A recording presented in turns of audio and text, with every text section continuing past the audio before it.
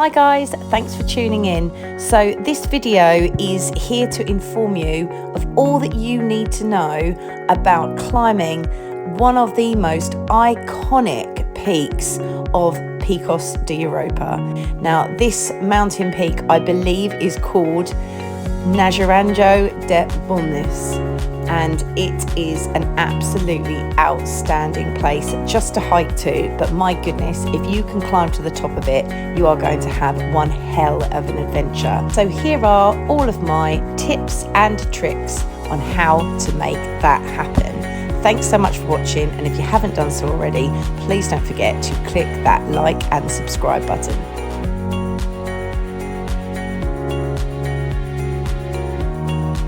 So the first part is the approach. This is going to be a bit of a hike. It's very, very uphill and it's a slog, especially if you've got all your camping gear and your food on your back. Not to mention your climbing gear as well. So there are many different approaches, but we chose Sotras. To save a walk uphill at the end, I would recommend parking on the bend. There's normally about 3 spaces for cars. Now what's really confusing in the guidebooks is actually how long it takes to get in. So if you're brave enough to leave your car at the top of this road where it says that you're not allowed to park, then it's going to save you a hell of a journey. We luckily managed to hitchhike with this lovely man Thomas, and I actually think it would have taken at least an hour and a half, possibly even 2 hours to get to this point without his help.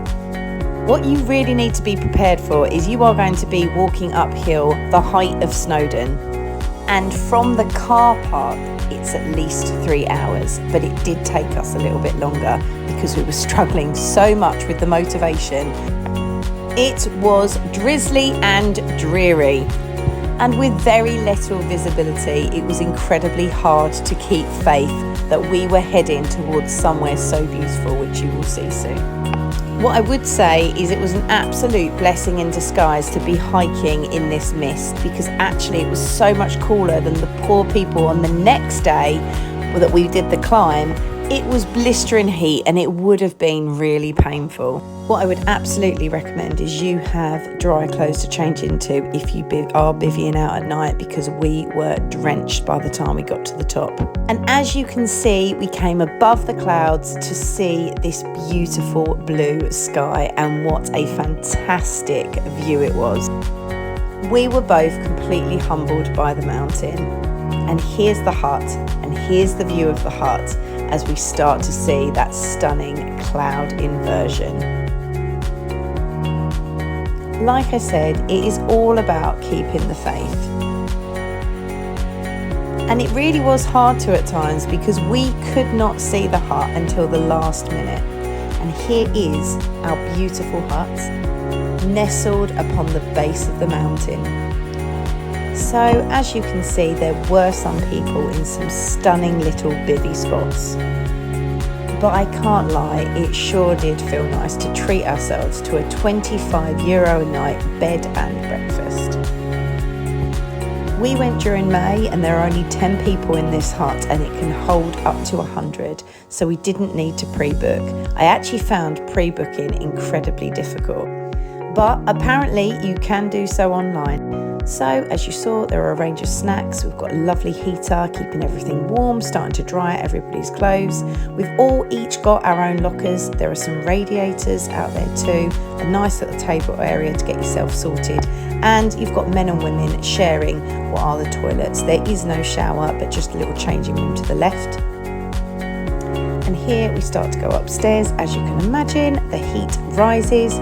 These spaces are really nice. The mattresses are very comfortable. Make sure you bring a liner and have a sleeping bag. And basically there are 4 main big dorms. They're bunk beds. You all kind of sleep on the beds together, but you are allocated a bed space. What's really nice about the lockers is you can lock them and they'll give you a key. And here is an example of the stunning views from the windows. I could see thousands of stars in the sky when I looked out there at night. And here is the view from the other side of the hut. Absolute wow. love that little feature. No bags in the room, so it means no one's getting up, rustling bags first thing in the morning. You get up and you get out, and here we are just watching the sunset. Now this is breakfast time. That is a very, very carby breakfast, just showing it to you one more time. So make sure you bring some protein if that's what you need, ready for a big day ahead.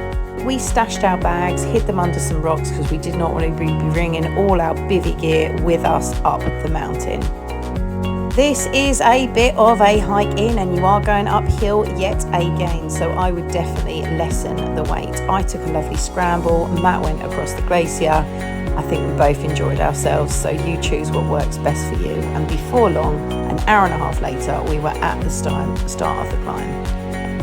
One of the issues though, we did the Martinez direct route. It is a popular route, and unfortunately there were some people on it, so we did have to wait an hour before we even got started. So make sure you are getting there with more than enough time to get to the top. This route offered some great pitches with some really good quality rock. What I enjoyed is there was lots of pushing and pulling. It almost involved a bit like chimney climbing.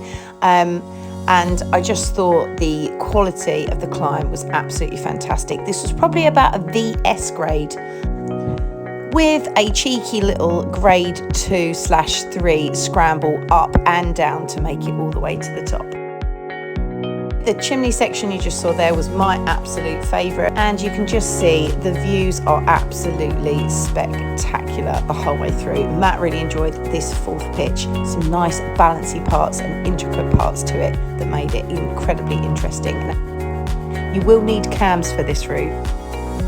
There are lots of open runnels, and I tend to prefer using a nut, but I have to be honest, I was using more cams than I was nuts throughout this climb.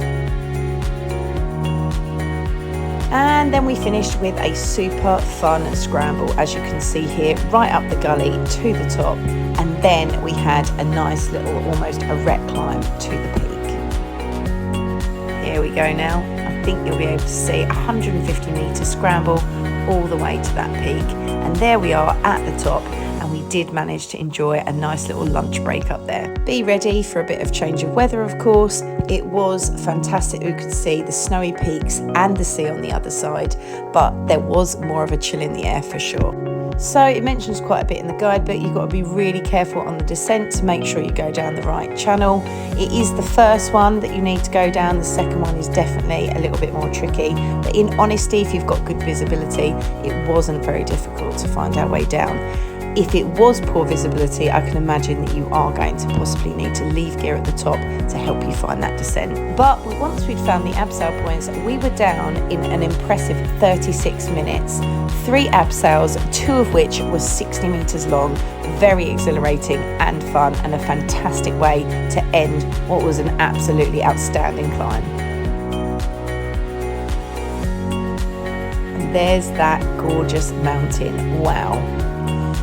Now it's up to you what you do next. We decided we were going to hike all the way down. It is 11 kilometres all the way to Sotras, and it is an exhausting slog. So be ready for a very big whopping day out. This was at least a 5-hour descent for us.